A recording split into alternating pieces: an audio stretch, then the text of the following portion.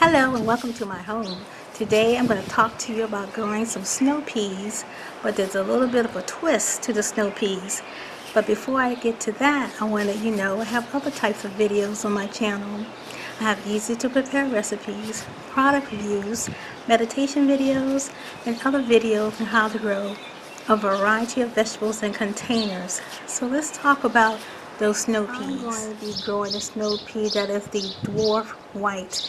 Now even though it says dwarf, it's probably still going to need to be trellised or staked up somehow because it's going to get about 24 inches tall or so. Now peas like cool weather, up to around 70, maybe 75 degrees. And they like their soil to be moist.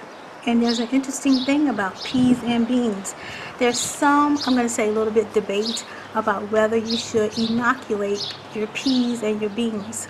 I've never used inoculation before, but this package came to me that I ordered, and it said it is recommended that I inoculate these beans. Now I've never gotten a package of peas or beans or any vegetable that said it was recommended to inoculate them. And I've grown peas and beans before without inoculation, and I thought I got a pretty good yield out of it. But I'm going to do a test. I'm going to do one pot with the inoculant, and let me show you the inoculant. I just ordered a small package. That's all I needed, and it has an expiration date. Apparently you should not use inoculant that's more than a year old, so that's why I guess they have the expiration date. I'm good on this expiration date.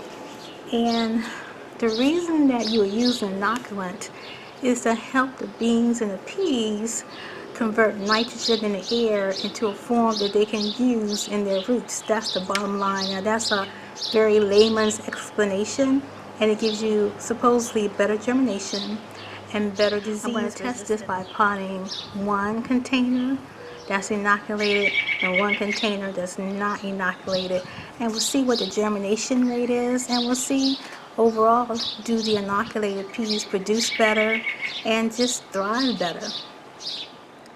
So here are the two containers. They're exactly the same containers, and they're both are brand new containers. So there's no worries about any previous contaminants. And I have my potting mix in here, the same Miracle-Gro potting mix in each container. Now what I'm going to do is I'm going to put my usual 1 handful of the all-purpose fertilizer in each pot, and then I'm going to come back and I'm going to show you how I put the inoculant on the container, and I'll show you the planting of each, the one with the inoculant and the one without the inoculant.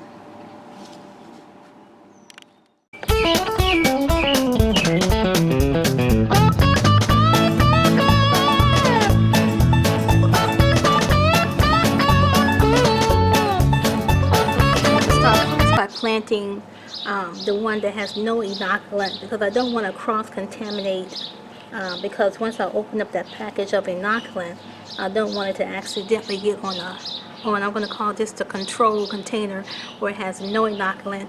I'm doing 3 rows, and I'm going to measure out the seeds. I'm going to measure out the seeds. This is what they look like.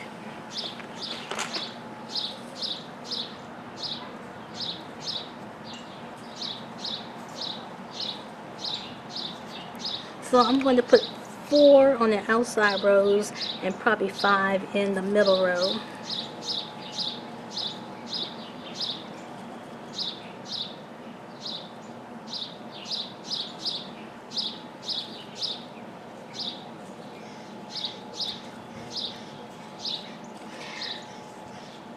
Now, you know, this is not super scientific, but this is about as good to a control as I can get. Now, you're going to plant these per your directions. Mine say to plant these about 1 inch thick, so that is what I'm going to do. So that's a total of 13 seeds. I'm going to go ahead and cover these up.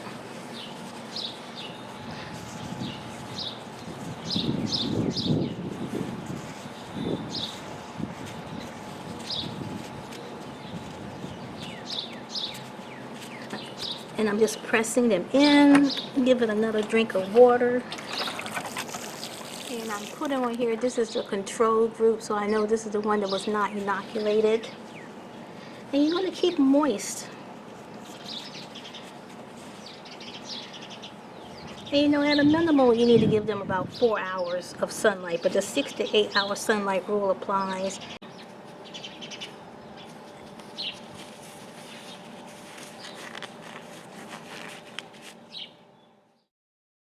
So I have the inoculant and the seeds, and it said to coat them all evenly, but I think I need to wet them a little bit. So I'm going to use a damp paper towel, get them kind of damp.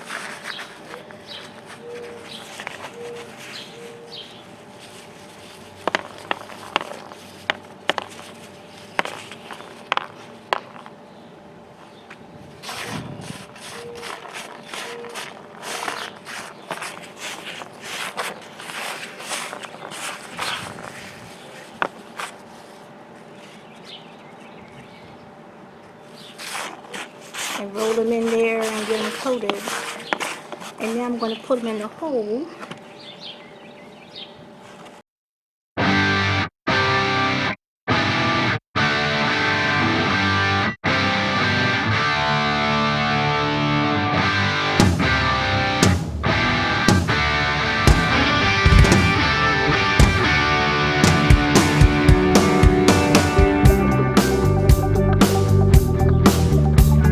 Four on the sides and 5 in the middle.